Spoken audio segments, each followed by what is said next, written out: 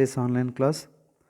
In this class, we will discuss about the comparison of ESR with NMR spectroscopy. In our syllabus, this topic is given. In the previous class, I have already discussed about the basic principle and instrumentation of NMR spectroscopy. At that time, I am already discussed some of the comparisons, resemblance of ESR spectroscopy and NMR spectroscopy. In this class, we clearly, detailedly discuss about the comparisons, resemblance of the ESR spectroscopy with NMR spectroscopy. Okay. First of all, the first comparison resemblance is the different energy states are produced due to the alignment of the nuclear magnetic momentum related to the applied magnetic field in NMR spectroscopy. While in case of ESR spectroscopy, the different energy level states are produced due to alignment of the electronic magnetic moments relative to the applied magnetic field. Okay, అంటే మనం ఎన్ఎంఆర్లో ఈఎస్ఆర్లో ఇంచుమించు NMR nucleus అని start చేస్తున్నాం. ఎన్ అని ఉంది కాబట్టి nucleus, కాబట్టి అక్కడ న్యూక్లియస్ గురించి మాట్లాడతాం. న్యూక్లియస్ని ఎక్స్టర్నల్ మ్యాగ్నెటిక్ ఫీల్డ్లో ప్లేస్ చేస్తున్నాం. ఈఎస్ఆర్ అంటే ఎలక్ట్రాన్స్తో స్టార్ట్ అవుతుంది కాబట్టి ఎలక్ట్రాన్స్ని అన్పేర్డ్ ఎలక్ట్రాన్స్ అంటే పేర్డ్ ఎలక్ట్రాన్స్, టోటల్ ఎలక్ట్రాన్స్ కాదు, కాంపౌండ్లో ఉన్న టోటల్ ఎలక్ట్రాన్స్ కాదు. అసలు ఈఎస్ఆర్ అబ్జర్వ్ చేయాలంటే, ఈఎస్ఆర్ని మనం ఫైండ్ అవుట్ చేయాలంటే you must have that compounds having the unpaired electron. So you can apply the ESR spectroscopy only for the free radicals and transition metal complexes, some of the biomolecules, those you having the unpaired electrons in the inner orbitals. Okay, అంటే unpaired electrons ఉన్న వాటికి మాత్రమే ESR స్పెక్ట్రాన్ని మనం apply చేయగలుగుతున్నాం కాబట్టి, observe చేయగలుగుతున్నాం కాబట్టి ఈ అన్పేర్డ్ ఎలక్ట్రాన్స్ అనేవి ఎక్స్టర్నల్ మ్యాగ్నెటిక్ ఫీల్డ్లో ప్లేస్ చేస్తున్నాం. ఒకటే కంపారిజన్ చూడండి, ఎన్ఎంఆర్లో ప్రోటాన్స్ని ఎక్స్టర్నల్ మ్యాగ్నెటిక్ ఫీల్డ్లో పెడుతున్నాం. కేంద్రకాలని, ప్రోటాన్ అంటే పాజిటివ్ ఛార్జ్, అంటే ఒక యాటంలో ఉండే సెంటర్లో ఉండే ప్రోటాన్స్ని ఎక్స్టర్నల్ మ్యాగ్నెటిక్ ఫీల్డ్లో ప్లేస్ చేస్తున్నాం. ఇక్కడ అన్పేర్డ్ ఎలక్ట్రాన్స్ని, కాంపౌండ్లో ఉన్న అన్పేర్డ్ ఎలక్ట్రాన్స్ని ఎక్స్టర్నల్ మ్యాగ్నెటిక్ ఫీల్డ్లో ప్లేస్ చేస్తున్నాం. అక్కడ ఎక్స్టర్నల్ మ్యాగ్నెటిక్ ఫీల్డ్, ఇక్కడ ఎక్స్టర్నల్ మ్యాగ్నెటిక్ ఫీల్డే. అక్కడేమో ప్రోటాన్స్ని ప్లేస్ చేస్తున్నాం, ఇక్కడ ఏం పెడుతున్నాం, ఎలక్ట్రాన్స్ని ప్లేస్ చేస్తున్నాం. ఇలా ప్లేస్ చేసినప్పుడు ఏం జరుగుతుందంటే, ఎక్స్టర్నల్ మ్యాగ్నెటిక్ ఫీల్డ్ ఎప్పుడైతే ప్లేస్ చేసామో ఎక్స్టర్నల్ మ్యాగ్నెటిక్ ఫీల్డ్కి it has the one direction, దానికి ఒక డైరెక్షన్, పర్టికులర్ స్పెసిఫిక్ డైరెక్షన్ అనేది ఉంటుంది. ఇప్పుడు ఈ డైరెక్షన్కి ప్యారలల్గా, సమాంతరంగా ప్యారలల్గా కనుక ప్రోటాన్స్ ఎలా అయినాయని అనుకో, అదొక ఎనర్జీ లెవెల్ అవుతుంది. ఆపోజిట్గా కనుక ప్రోటాన్స్ ఎలైన్ అవుతాయి కనుక అన్నీ ప్యారలల్గా అవ్వాలని లేదు కదా. Some of the protons are aligned to the external magnetic field, parallel to the external magnetic field. Some of the protons are aligned against to the external magnetic field. That's why you get the two energy states.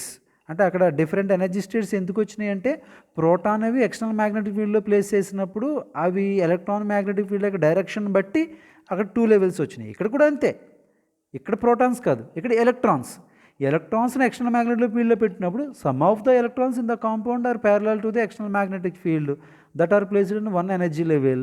Some of the electrons are against to the external magnetic field which are opposite to the external magnetic field.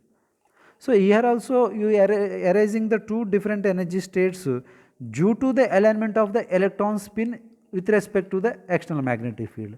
మనం తీసుకున్న external magnetic ఫీల్డ్కి బట్టి అది ప్యారలల్గా ఉందా, anti ప్యారలల్గా ఉందా అనడాన్ని బట్టి ప్రోటాన్స్ వల్ల ఏమో ఎన్ఎంఆర్లో ఎనర్జీ లెవెల్స్ వస్తున్నాయి, ఆల్ఫా స్టేటు, బీటా స్టేటు. ఇక్కడ కూడా అంతే, ఈఎస్ఆర్లో కూడా ప్యారలల్గా, యాంటీ ప్యారలల్గా 2 ఎనర్జీ స్టేట్స్ అనేవి అరైజ్ అవుతున్నాయి అన్నమాట. అది ఫస్ట్ పాయింట్ అమ్మ, ఫస్ట్ కంపారిజన్. సెకండ్ది ఏంటంటే, NMR absorption positions are expressed in terms of chemical shift. మీకు ఇంతకుముందు చెప్పాను, ఈ స్పెక్ట్రమ్ యొక్క పొజిషన్ని ఇక దీని మీద ఇక్కడ డెల్టా తీసుకుంటాం. అక్కడ డెల్టా అంటే కెమికల్ షిఫ్ట్ వాల్యూ క్యాలిక్యులేట్ చేస్తాం. అక్కడ రెఫరెన్స్ కాంపౌండ్ టెట్రామిథైల్ సిలేన్ టీఎంఎస్ని తీసుకుంటాం. టీఎంఎస్ని తీసుకుని డెల్టా వాల్యూని క్యాలిక్యులేట్ చేయడం మీకు చెప్పాను. The frequency absorbed by the sample minus frequency absorbed by the TMS by total operating frequency. That is the value, calculating value of the delta chemical shift value. That chemical shift value is used to represent the position of the NMR signals. NMR signal యొక్క స్థానాలను చూపించడానికి ఉపయోగించే value ఏంటంటే delta, that is chemical shift. While in case of our ESR spectroscopy, we are using the G value to represent the position of the absorption peak. Absorption peak యొక్క position ఎక్కడ ఉంది, ఏ స్థానంలో ఉందని అంటానికి చూపించడం కోసం ఇక్కడ మనం ఏం తీసుకుంటామంటే జీ వాల్యూని తీసుకుంటాం. అయితే ఈ జీ వాల్యూని కూడా మనం ఒక రిఫరెన్స్ కాంపౌండ్ తీసుకుంటాం. ఆ రిఫరెన్స్ కాంపౌండ్ బేస్ చేసుకుని ఆ జీ వాల్యూని క్యాలిక్యులేట్ చేస్తాం అన్నమాట. ఓకే, ఆ జీ వాల్యూని మనం స్టాండర్డ్ జీ వాల్యూని క్యాలిక్యులేట్ చేయడం కోసం సింగిల్ ఎలక్ట్రాన్ ఉన్న కాంపౌండ్ని ఏం తీసుకుంటారంటే డిపిపిహెచ్ అన్నమాట. డిపిపిహెచ్ అంటే alpha comma alpha dash diphenyl beta picryl hydrazyl free radical. Okay, ఇది సింపుల్గా డిపిపిహెచ్ ఇది తీసుకుంటాం. అక్కడ టెట్రామిథైల్ సిలేన్ తీసుకుంటాం రిఫరెన్స్ కాంపౌండ్ కింద టెట్రామిథైల్ సిలేన్ తీసుకుంటాం ఎన్ఎంఆర్లో. ఈఎస్ఆర్లో ఏం తీసుకుంటాం, డిపిపిహెచ్ తీసుకుంటాం. దీని నుంచి ఏం క్యాలిక్యులేట్ చేస్తామంటే డెల్టా వాల్యూ క్యాలిక్యులేట్ చేసుకుంటాం, కెమికల్ షిఫ్ట్. ఇక్కడ ఏం క్యాలిక్యులేట్ చేసుకుంటాం అంటే జీ ఫ్యాక్టర్ జీ వాల్యూని క్యాలిక్యులేట్ చేస్తారన్నమాట ఇక్కడ. ఓకే, ఇది second comparison. Next, the nuclear spin coupling causes the splitting of NMR signal. ఈ ఎన్ఎంఆర్ సిగ్నల్స్ మళ్ళీ ఏమవుతున్నాయి, స్ప్లిట్ అవుతున్నాయి, చిన్న చిన్న లైన్స్ కింద ఇలాగ లైన్స్ కింద స్ప్లిట్ అవుతాయి. ఎందుకని, నైబరింగ్ ప్రోటాన్స్ పక్కన ఉన్న ప్రోటాన్ స్పిన్ ఈ ప్రోటాన్ స్పిన్ ఒకదానితో కపుల్ అవడం ద్వారా స్ప్లిట్టింగ్ జరుగుతుంది. స్పిన్ కప్లింగ్, స్పిన్ ఇంటరాక్షన్ అంటాను కదా, స్పిన్ కప్లింగ్. ఆ లైన్స్ మధ్య డిస్టెన్స్ కప్లింగ్ కాన్స్టెంట్ అని మనం నేర్చుకున్నాం.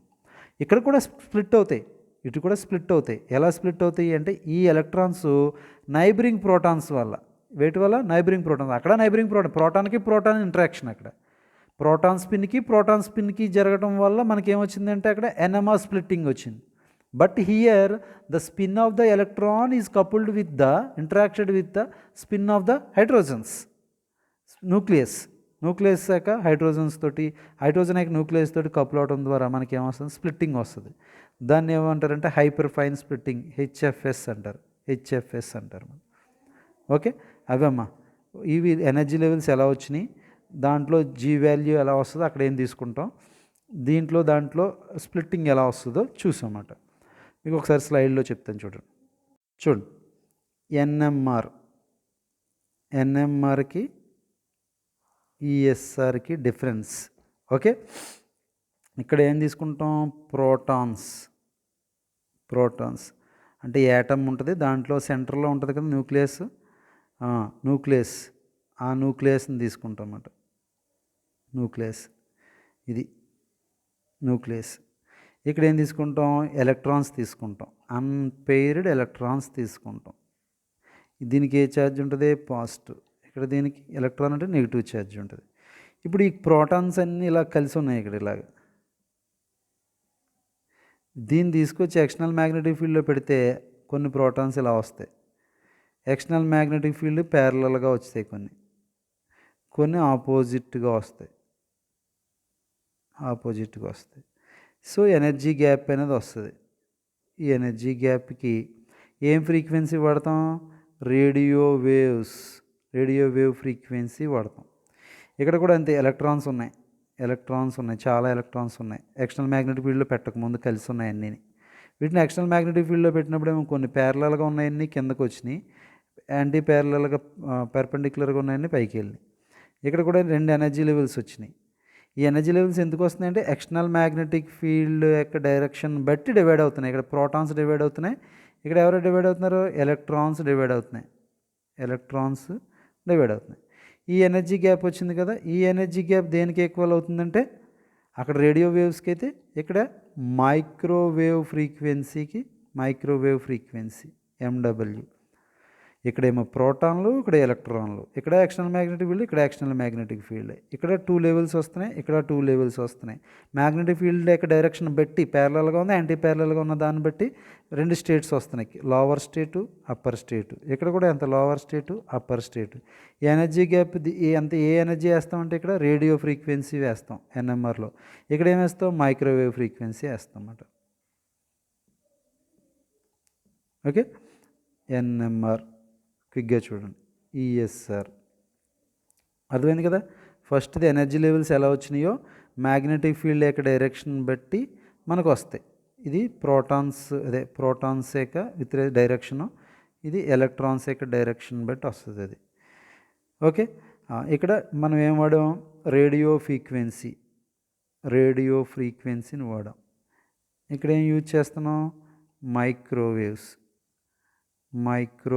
యూజ్ చేస్తున్నాం. ఓకే, ఇక్కడ ఎన్ఎంఆర్ యొక్క పొజిషన్ దేంట్లో చెప్పాం, కెమికల్ షిఫ్ట్ వాల్యూ డెల్టాలో చెప్పాం. ఇక్కడ ఏం చెప్తాం, కెమికల్ షిఫ్ట్ వాల్యూలో కాకుండా జీ ఫ్యాక్టర్ జీ వాల్యూస్లో సిగ్నల్స్ యొక్క పొజిషన్ చెప్తాం. ఇక్కడ రెఫరెన్స్ కాంపౌండ్ కింద ఏం తీసుకుంటాం, కెమికల్ షిఫ్ట్ వాల్యూ క్యాలిక్యులేట్ చేయడానికి టీఎంఎస్ టెట్రామిథైల్సిలేన్. ఇక్కడ ఏం తీసుకుంటారని చెప్పాను మీకు, డిపిపిహెచ్ అనే రెఫరెన్స్ కాంపౌండ్ తీసుకుంటాం అన్నమాట. ఓకేనా. లాస్ట్గా ఇక్కడ ఏం తీసుకుంటాం అంటే spin off nucleus and nucleus, hydrogen spin అనుకోండి. ఇంటరాక్షన్ వల్ల స్ప్లిట్టింగ్ జరుగుతుంది, అంటే లైన్స్ కింద డివైడ్ అవుతున్నాయి అన్నమాట. ఇక్కడ కూడా లైన్స్ కింద స్ప్లిట్ అవుతున్నాయి, కానీ ఇక్కడ ఎంత, ఎలక్ట్రానిక్ స్పిన్కి ప్రోటానిక్ స్పిన్కి హైడ్రోజన్ యొక్క స్పిన్కి కప్లింగ్ జరిగి మనకి ఏమొస్తుంది, స్ప్లిట్టింగ్ వస్తుంది. దీన్ని ఏమంటారు, హైపర్ ఫైన్ స్ప్లిట్టింగ్, హెచ్ఎఫ్ఎస్ అంటారు అన్నమాట. అర్థమైందమ్మా, చాలా సింపుల్, చాలా ఇంపార్టెంట్ క్వశ్చన్ అడుగుతాడు. యాక్చువల్గా నేను ఇది నోట్స్లో కలిపి రాశాను. ఒకవేళ డివైడ్ కావాలంటే ఇగోండి ఈ పాయింట్స్ అన్నీ నోట్ చేసుకోండి. ఇది ఇలా ఉంచుతాను నేను. మీరు ఒకసారి యూట్యూబ్లో చూసినప్పుడు పేపర్ తీసుకుని ఒకవేళ ఇది లేకపోతే కనుక లాస్ట్ పేజీలో రాసుకోండి. Comparisons of NMR spectroscopy, comparison of NMR with ESR spectroscopy అని పెట్టి మీరు ఈ వాల్యూస్ ఈ 5 డిఫరెన్సెస్ రాయాలన్నమాట. స్లైడ్లో ఉంది కదా, ఇక్కడ మ్యాగ్నెటిక్ ఫీల్డ్ డైరెక్షన్ బట్టి ప్రోటాన్స్ అనేవి డివైడ్ అవుతాయి ఇలాగా, ఇక్కడ ఎలక్ట్రాన్స్ అనేవి డివైడ్ అవుతాయి. రేడియో ఫ్రీక్వెన్సీ వాడతాం, మైక్రోవేవ్ రేడియేషన్ వాడతాం.